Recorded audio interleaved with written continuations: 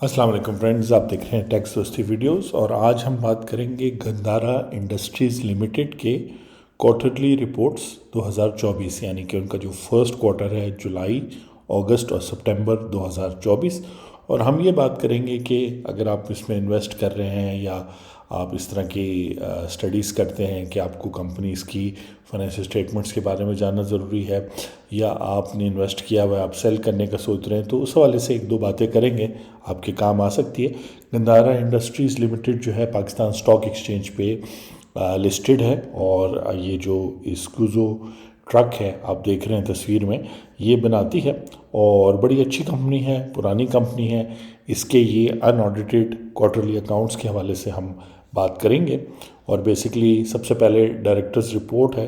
Directors report जैसे कह रहे हैं कि 61% ऑफ द मार्केट यानी कि जितने भी ट्रक बिकते हैं पाकिस्तान में उसमें से हर 100 ट्रक में से 61 ट्रक्स गंधारा इंडस्ट्री के बिकते हैं। तो उस हवाले से हम दो तीन चीज़ें देखते हैं। सबसे पहले फंडामेंटल्स देखते हैं, यानी फंडामेंटल में सबसे इम्पॉर्टेंट चीज़ है सेल्स।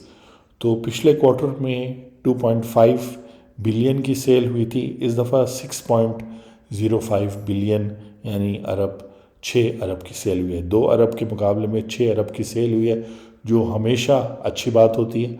सेल भी हुई है, ग्रॉस प्रॉफिट भी अच्छा हुआ है और इसी तरह नेट प्रॉफिट। और फिर आखिर में आप देख सकते हैं पिछले क्वार्टर में यानी पिछले साल 2023 जुलाई, अगस्त, सितंबर में 1.45 अर्निंग पर शेयर थी, यानी पर शेयर ₹1.45 कमाए, जबकि इस क्वार्टर में 14.9 तकरीबन ₹15 पर क्वार्टर जो है ना कमाया है और ये एक स्ट्रॉन्ग कंपनी की निशानदेही करती है। तो ये कुछ इंपॉर्टेंट बातें हैं, यानी मार्केट शेयर 61%, उसके अलावा फंडामेंटल्स में शेयर्स और प्रॉफिट और प्रॉफिट के अलावा अर्निंग पर शेयर।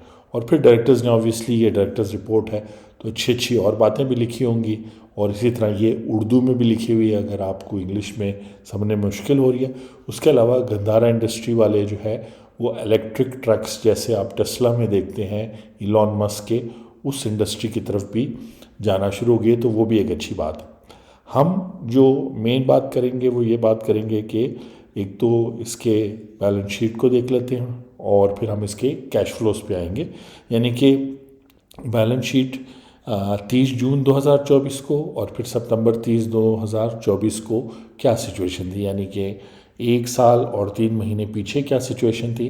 तो कंपनी पुरानी भी है, उसके एसेट्स भी हैं और उसके मैन्युफैक्चरिंग फैसिलिटी है कराची में, उसके शेयर कैपिटल है, लोन का लेन देन है। आप समझ सकते हैं कंपनी जब इतने अरसे से बिज़नेस कर रही हो 1960 से, तो उसकी एक रिलेशन होता है और वो काम कर रहे होते हैं।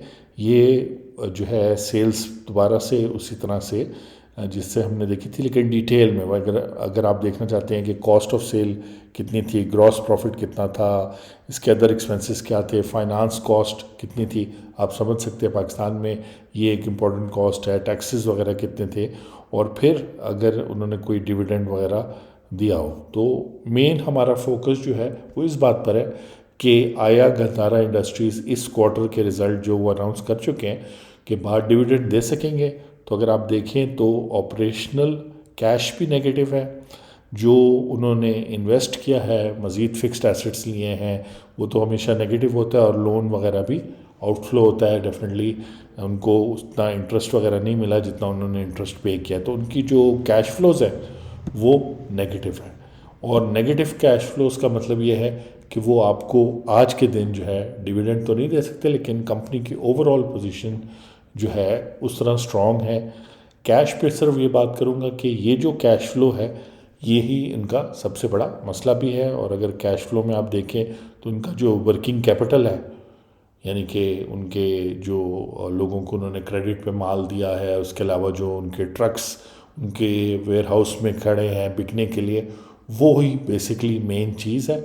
और अगर ये अपनी कैश फ्लोज को आसान करते हैं तो और भी ईजी हो जाएगा। अगर वो अपने कैश फ्लोज के हवाले से, और ये फिर मुख्तलिफ डिटेल्स हैं उसमें आप जा सकते हैं, स्टॉक्स के बारे में, कॉस्ट ऑफ सेल्स में क्या है, पिछली दफ़ा क्या सिनेरियो, पिछले साल के 3 महीने, इस साल के 3 महीने, ऑब्वियसली आपने देखा है पाकिस्तान में महंगाई भी कम आई है, इंटरेस्ट रेट्स भी 22% से 15% हो गए।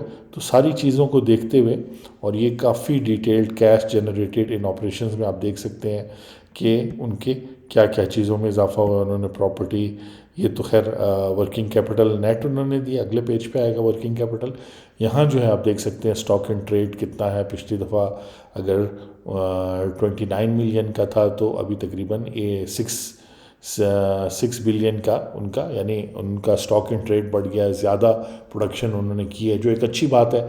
उससे कॉस्ट कम होती है। उन्होंने जो है जो ट्रेड डेटर्स हैं वो भी बढ़े हैं, लेकिन इतने ज़्यादा नहीं।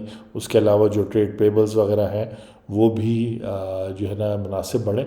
तो कैश फ्लो को मैनेज करने के लिए इस एरिया में जो है गंदारा को फोकस करना पड़ेगा। और आने वाले दिनों में अगर आप अखबार में, या अगर आप इस कंपनी में काम करते हैं या उस कंपनी को फॉलो करते हैं, तो अगर आपको इससे रिलेटेड न्यूज़ मिले कि वो अपना ऑटोमेटेड सिस्टम कर रहे हैं, अपनी इन्वेंट्री को बेहतर मैनेज कर रहे हैं, अपने डेटर्स को फैक्टर करके बैंकों पे बेच के जो उनके रिसीवेबल्स हैं वो पहले से इन एडवांस बेच के कैश हासिल कर रहे हैं, या कोई इजी इंटरेस्ट रेट्स पे, मतलब अभी तो 15% टू 18% कमर्शियल रेट है, अगर वो 5% पे लोन कहीं से बोरो करने को उनको मिल जाता है, तो इन सारी चीज़ों से इनका जो ये मोमेंटम बना है सेल का, ये बेहतर होगा।